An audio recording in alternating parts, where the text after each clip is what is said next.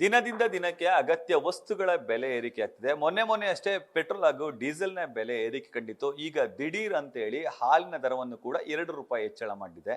ಈ ಸಂಬಂಧ ಹೋಟೆಲ್ ಮಾಲೀಕರ ಸಂಘದ ಅಧ್ಯಕ್ಷರಂತಹ ನಾರಾಯಣ್ ಗೌಡ್ರು ಏನ್ ಹೇಳ್ತಾರೆ ಬನ್ನಿ ಕೇಳೋಣ. ಸರ್, ಮತ್ತೊಮ್ಮೆ ಹಾಲಿನ ದರ ಏರಿಕೆ ಸರ್, ಈ ಹೋಟೆಲ್ ಮಾಲೀಕರ ನಿರ್ಧಾರ ಏನಾಗಿರುತ್ತೆ? ಈಗ ಹಾಲಿನ ದರ ನಾವು ನಿರೀಕ್ಷೆ ಮಾಡಿದ್ದೀವಿ. ಕಾರಣ ಇಷ್ಟೇ, ನಮ್ಮ ರಾಜ್ಯದ ಮುಖ್ಯಮಂತ್ರಿಗಳು ಈಗಾಗಲೇ ಪೆಟ್ರೋಲು ಡೀಸೆಲ್ ಬೆಲೆಗಳು ಕಳೆದ ವಾರ ಏರಿಸಿದಾಗ ನಾವು ಅವರಿಗೆ ಮನವಿ ಮಾಡಿದ್ವಿ, ಇದು ಎಲ್ಲ ಸಾಗಾಣಿಕೆ ವೆಚ್ಚಗಳು ಜಾಸ್ತಿ ಆಗುತ್ತೆ, ದಯಮಾಡಿ ಇದನ್ನು ಕೈ ಬಿಡಿ, ಕೊನೆ ಪಕ್ಷ ಪುನರ್ ಪರಿಶೀಲಿಸಿ ಅಂತ ಹೇಳ್ಬಿಟ್ಟು ಹೇಳಿದ್ವಿ. ಅವರು ಸಾಧಕ ಬಾಧಕಗಳನ್ನ ನೋಡಿಕೊಂಡು ಮಾಡ್ತೀವಿ ಅಂತ ಏನೂ ಮಾಡಲಿಲ್ಲ ಮತ್ತು ಮಾಡೋದಿಲ್ಲ ಅಂತ ಕೂಡ ಸ್ಪಷ್ಟವಾಗಿ ಅವರು ಆದೇಶ ನೀಡಿದ್ದಾರೆ. ಯಾವಾಗ ಆದೇಶ ನೀಡಿದ ಅವಾಗ ಇದ್ದಕ್ಕಿದ್ದಾಗ ಎಲ್ಲ ಪದಾರ್ಥಗಳು ಜಾಸ್ತಿ ಆಗುತ್ತೆ ಅಂತ ನಾವಂತೂ ಭಾವಿಸಿದ್ದೆ. ಅದರಂತೆ ಇವತ್ತು ನಿರೀಕ್ಷೆ ಇತ್ತು ನಮ್ಮದು. ಹಾಲು ಮತ್ತು ಹಾಲಿನ ಉತ್ಪನ್ನಗಳು ಜಾಸ್ತಿ ಆಗಿ, ಹಾಲು ಒಂದೇ ಇಲ್ಲ, ತುಪ್ಪ, ಬೆಣ್ಣೆ, ಪನ್ನೀರು, ಏನು ಅವರು ಸರಬರಾಜು ಮಾಡ್ತಾರೆ ನಂದಿನಿ ಉತ್ಪನ್ನಗಳು, ಮೈಮೂಲ್ನವರು, ಎಲ್ಲ ಪದಾರ್ಥಗಳು ಜಾಸ್ತಿ ಆಗುತ್ತೆ. ಹಾಲಿಂದ ಮಾತ್ರ ನಮಗೆ ತೋರಿಸ್ತಾರೆ. ಎಲ್ಲ ಪದಾರ್ಥಗಳು ಜಾಸ್ತಿ ಆದಾಗ ಸಹಜವಾಗಿ ನಮಗೆ ಹೋಟ್ಲ್ ಉದ್ಯಮಕ್ಕೆ ಏನಾಗಿದೆ, ಸೊಪ್ಪು, ತರಕಾರಿ, ದಿನಸಿ ಪದಾರ್ಥಗಳು, ಎಣ್ಣೆ, ತುಪ್ಪ ಎಲ್ಲವೂ ಕೂಡ ಜಾಸ್ತಿಯಾಗಿ 8-10 ಪದಾರ್ಥಗಳು ಜಾಸ್ತಿ ಆದಾಗ ನಾವು ಕೂಡ ಶೇಕಡ 5% ಜಾಸ್ತಿ ಮಾಡಲಿಕ್ಕೆ ನಮ್ಮ ಸಭೆಯಲ್ಲಿ ಕಾರ್ಯಕಾರಿ ಸಮಿತಿ ಕರೆದು ಯಾವ ಥರ ಮಾಡೋಣ, ಸಾಧಕ ಬಾಧಕಗಳನ್ನ ನಮ್ಮ ನಷ್ಟದಲ್ಲಿ ಸರಿತೂಗಿಸೋದು, ಒಂದು ವರ್ಷದಲ್ಲಿ ನಾವು ಒಮ್ಮೆನೆ ಅಥವಾ 2 ಸಲ ಮಾಡ್ತೀವಿ ಅಷ್ಟೇ, ಆ ನಷ್ಟದಲ್ಲಿ ಸರಿತೂಗಿಸುವಂಥ ಕೆಲಸ ನಾವು ಮಾಡಬೇಕಾಗತ್ತೆ ಅಂತ ಹೇಳ್ಬಿಟ್ಟು ಮುಂದಿನ ದಿನಗಳಲ್ಲಿ ನಾವು ಕೂಡ ರೇಟು ದರಗಳನ್ನ, ಏಕೆಂದರೆ ಈಗ ಮಾಡಲಿಕ್ಕೂ ಕಷ್ಟ ಆಗುತ್ತೆ, ಗ್ರಾಹಕರಿಲ್ಲ ಎಲ್ಲ ಕಡೆನೂ, ಈಗ ಸೀಸನ್ ಮುಗಿದಿದೆ, ಈಗ ಮಾಡಿದ್ರೆ ನಮಗೆ ಹೊಡೆತ ಆಗುತ್ತೆ, ಅದನ್ನು ನೋಡ್ಕೊಂಡು ನಾವು ಮಾಡ್ಕೊಂಡು ಸಾಧಕ ಬಾಧಕಗಳನ್ನ ನೋಡ್ಕೊಂಡು ನಾವು ಮಾಡ್ತೀವಿ. ಕಾಫಿ ಟೀ ದರ ಏನಾದರೂ ಹೆಚ್ಚಳ ಆಗುತ್ತೆ ಸರ್? ಸದ್ಯಕ್ಕಿಲ್ಲ. ಸದ್ಯಕ್ಕೆ ಯಾವುದೇ ಕಾರಣಕ್ಕೂ ಯಾವುದೇ ಕಾಫಿ ಟೀ ರೇಟು ಜಾಸ್ತಿ ಆಗುತ್ತೆ, ಮುಂದಿನ ದಿನಗಳಲ್ಲಿ ಆಗುತ್ತೆ. ಯಾಕೆಂದರೆ ಈಗಾಗಲೇ ಟೀ ಪುಡಿ ಬೆಲೆ ಜಾಸ್ತಿ ಆಗಿದೆ, ಸಾಗಾಣಿಕೆ ವೆಚ್ಚ ಜಾಸ್ತಿ ಆಗಿದೆ, ಕಾಫಿ ಪುಡಿ ಬೆಲೆ ಜಾಸ್ತಿ ಆಗಿದೆ, ಈಗ ಹಾಲಿನ ದರ ಜಾಸ್ತಿ ಆಗಿದೆ, ಎಲ್ಲವೂ ಜಾಸ್ತಿ ಆಗಿರೋದ್ರಿಂದ ಮುಂದಿನ ದಿನಗಳಲ್ಲಿ ಹಾಗೇ ಆಗುತ್ತೆ, ಶೇಕಡ 5% ಮಾಡಬೇಕಾಗತ್ತೆ.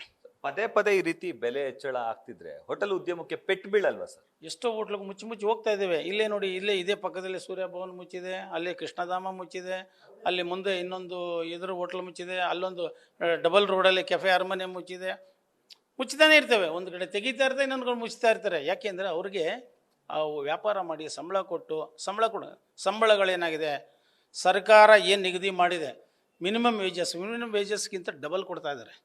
ಯಾಕೆ ಅಂದರೆ ಈ ಉದ್ಯಮಕ್ಕೆ ನೌಕರು ಬರೋದು ಕಡಿಮೆ ಇರೋದ್ರಿಂದ ಸರ್ಕಾರ 13,000 ರೂಪಾಯಿ ಸ್ಯಾಲ್ರಿ ಫಿಕ್ಸ್ ಮಾಡಿದರೆ 20,000 ರೂಪಾಯಿ ಕೊಡ್ತಾರೆ, 25,000 ಕೊಡ್ತಾ ಇದ್ದಾರೆ. ಅದರಿಂದ ಮಿನಿಮಮ್ ವೇಜಸ್ 18,000 ರೂಪಾಯಿ, 15,000 ರೂಪಾಯಿ ಮೇಲಿದೆ. ಹಂಗಾಗಿ ಆ ಸರಿತೂಗಿಸ್ಬೇಕು, ಎಲ್ಲ ಓವರ್ ಹೆಡ್ಸ್ ಸರಿತೂಗಿಸ್ಬೇಕು ವೆಚ್ಚಗಳನ್ನ ಅಂತಂದರೆ ನಾವು ಅದನ್ನು ಮಾಡಲೇಬೇಕಾಗತ್ತೆ. ಒಂದು ಕಡಿಮೆ ಆದಂಥ ವಹಿವಾಟು ಕಡಿಮೆ ಇರೋಂಥವ್ರು, ಆಗದೇ ಇರೋಂಥವ್ರು ಒಂದು ಕಡೆ ಮುಚ್ಕೊಂಡು ಬರ್ತಾ ಇದ್ದಾರೆ, ಇನ್ನು ಕೆಲವರು ಓಪನ್ ಮಾಡ್ಕೊಂಡು ಬರ್ತಾ ಇರ್ತಾರೆ. ಇದೇ ಸ್ಥಿತಿ ಮುಂದುವರೆದ್ರೆ ಸರ್ ನಿಮ್ಮ ನಡೆ ಏನಿರುತ್ತೆ ಸರ್ಕಾರದ ವಿರುದ್ಧ? ಸರ್ಕಾರದ ವಿರುದ್ಧ ನಮ್ಗೆ ಬೇಕಾದ್ರೆ ನಾವು ನಡೆಸಬೇಕು, ಬೇಡ ಅಂದರೆ ನಾವು ಮುಚ್ಕೊಂಡು ನಾವು ಕೆಲಸಕ್ಕೆ ಸೇರ್ಕೋಬೇಕಷ್ಟೇ. ಸರ್ಕಾರದ ವಿರುದ್ಧ ಏನು ಮಾಡೋಕ್ಕಾಗಲ್ಲ. ಸರ್ಕಾರದ ವಿರುದ್ಧ ಯಾರಾದ್ರೂ ಏನು ಮಾಡೋಕ್ಕಾಗತ್ತೆ? ಯಾರು ಏನೂ ಮಾಡೋಕ್ಕಾಗಲ್ಲ. ನಮಗೆ ಆಗೋವರೆಗೂ ನಡೆಸ್ತೀವಿ, ಇಲ್ಲಾಂದರೆ ಬಿಡ್ತೀವಿ, ಇಷ್ಟೇ ವಿಚಾರ. ನಾವು ಏನು ಗೊತ್ತಾ, ಉದ್ಯಮ ಮಾಡು ಉದ್ಯೋಗ ನೀಡು ಅಡಿಯಲ್ಲಿ ನಾವು ಲಕ್ಷಾಂತರ ಜನಕ್ಕೆ, ಮೈಸೂರಲ್ಲಿ ಉದಾಹರಣೆಗೆ 25,000 ಜನ ನೌಕರರಿಗೆ ನಾವು ಕೆಲಸ ಕೊಟ್ಟಿದ್ದೀವಿ ನಮ್ಮ ಹೋಟ್ಲ್ ಉದ್ಯಮದಲ್ಲಿ. ಇವು 25,000 ಜನರಿಗೆ ಸರ್ಕಾರ ನೌಕರಿ ಸೃಷ್ಟಿ ಮಾಡೋಕ್ಕಾಗುತ್ತಾ? ಆಗೋದಿಲ್ಲ, ಯಾವುದೇ ಕಾರಣಕ್ಕಾಗಲ್ಲ. ಒಬ್ಬ ಉದ್ಯಮಿ ಮಿನಿಮಮ್ ಕನಿಷ್ಠ 10 ಜನ ನೌಕರಿ ಕೊಡ್ತಾನೆ. ಅವನಿಗೆ ಉದ್ಯಮ ಮಾಡೋದಕ್ಕೆ ಅವನಿಗೆ ಸುವರ್ಣಾವಕಾಶ ಸರ್ಕಾರಗಳು ಕಲ್ಪಿಸಿಕೊಡ್ಬೇಕು. ಸರ್ಕಾರ ಕಲ್ಪಿಸಿಕೊಟ್ಟಾಗ ಅವನಿಗೆ ಊಟ ತಿಂಡಿ, ಅವನ ಮನೆ ಎಲ್ಲ ಓವರ್ಹೆಡ್ಸ್ ಎಲ್ಲ ಕಳೆದು ಅವನು ಜೀವನ ಮಾಡೋದಕ್ಕೆ ಅನುಕೂಲ ಆಗುತ್ತೆ. ಈ ನಿಟ್ಟಿನಲ್ಲಿ ಸರ್ಕಾರ ಕ್ರಮ ತಗೋಬೇಕು. ಇದನ್ನು ನಮಗೆ ತೊಂದರೆ ಕೊಡೋದನ್ನು ಸಾಧ್ಯವಾದಷ್ಟು ಕೈ ಬಿಡಬೇಕು ಅನ್ನೋದು ನಮ್ಮ ಸರ್ಕಾರದ ಒತ್ತಾಯ. ನಮ್ಮ ಗ್ರಾಹಕರು ಮತ್ತು ಮಾಲೀಕರು ಇಬ್ಬರಿಗೂ ಕೂಡ ಪೆಟ್ಟು ಅಂತ. ಇಬ್ಬರಿಗೂ ಪೆಟ್ಟೆ. ಮುಚ್ಚಿದಾಗ ಮಾಲೀಕನಿಗೂ ಬಿಡ್ತಾ, ಈ ಕಡೆ ಕೂಡಲೇ ಅವನಿಗೆ ಎಲ್ಲೋ ಒಂದು ಅಡ್ಜಸ್ಟ್ ಆಗಿರುತ್ತೆ ಇಷ್ಟು ಸಂಬಳಕ್ಕೆ, ಅದು ಓದ ಕೂಡಲೇ ಅಷ್ಟೇ ಸಂಬಳ ಸಿಗಬೇಕಲ್ಲ. ಅದರಿಂದ ಇಬ್ಬರಿಗೂ ಪೆಟ್ಟು. ಈ ನಿಟ್ಟಿನಲ್ಲಿ ಸರ್ಕಾರ ಚಿಂತನೆ ಮಾಡಬೇಕು. ಅದರಲ್ಲೂ ನಮ್ಮೂರಿನವರಾದ ಮುಖ್ಯಮಂತ್ರಿಗಳು ಇದ್ರ ಬಗ್ಗೆ ಯೋಚನೆ ಮಾಡಬೇಕು ಅಂತ ನಾನು ಮುಖ್ಯಮಂತ್ರಿಗಳಲ್ಲಿ ಒತ್ತಾಯ ಮಾಡ್ತಾ ಇದ್ದೀನಿ. ಇದಿಷ್ಟು ಹೋಟೆಲ್ ಮಾಲೀಕರ ಸಂಘದ ಅಧ್ಯಕ್ಷರಾದ ನಾರಾಯಣ್ ಗೌಡ ಅವರ ಮಾತು. ಕ್ಯಾಮರಾ ಪರ್ಸನ್ ವಿನಯ್ ಜೊತೆ Ravi Pandavapura, news first, Mysuru. News first, ನಿರ್ಭೀತಿಯಿಂದ ನಿಮ್ಮ ಪರವಾಗಿ.